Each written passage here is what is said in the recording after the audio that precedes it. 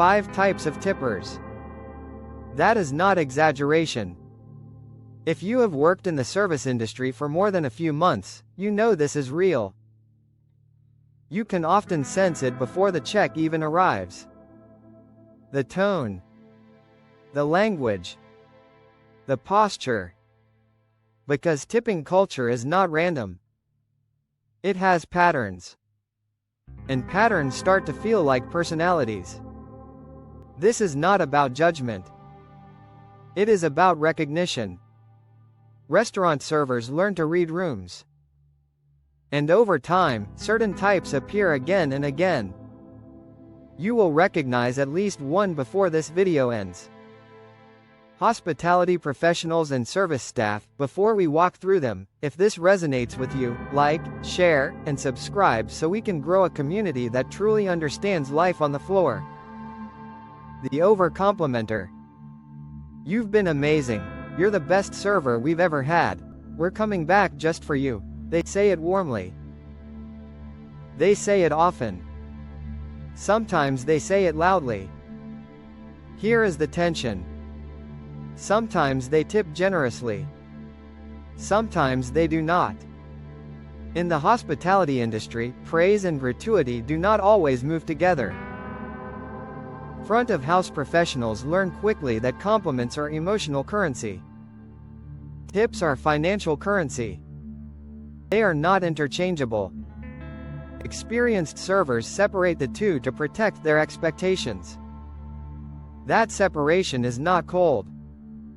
It is adaptive. If you have ever felt that mismatch, you understand this type. Type 2, the silent percentage tipper. This type of tipper is also interesting. Imagine this. No performance. No extra commentary. No dramatic interaction. They dine. They pay. They leave 20%. Consistently.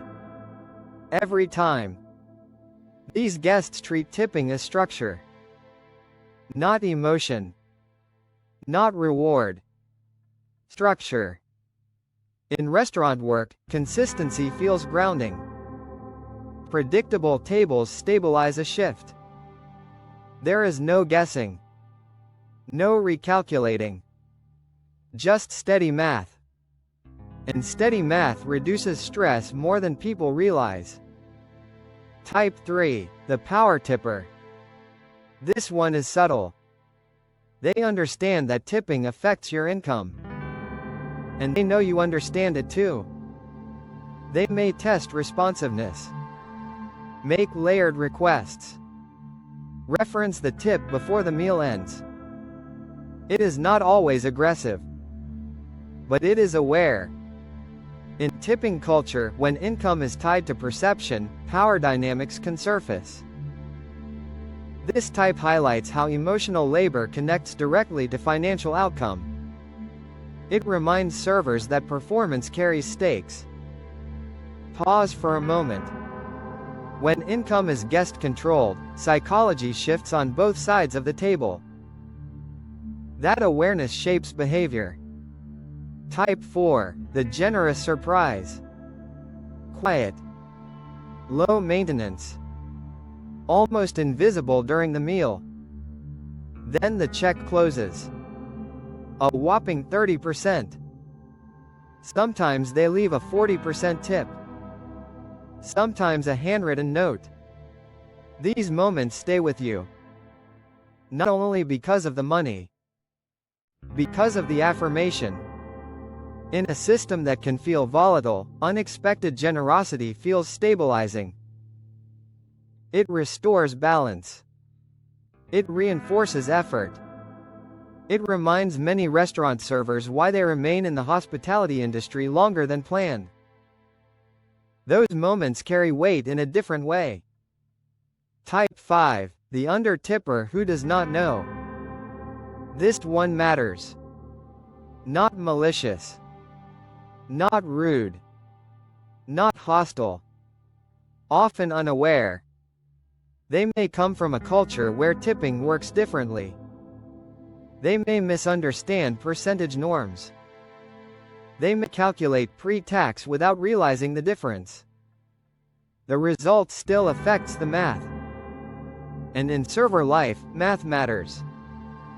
This type reminds us that tipping culture is not universal. It is learned. And learning varies. Recognition here can reduce frustration and increase perspective. Here is the larger truth. Most guests are not trying to create stress. Most restaurant servers are not trying to judge. But when income depends on tipping, patterns become visible. Servers do not just see tables. They see probabilities. They calculate quietly. They brace subtly. They hope steadily.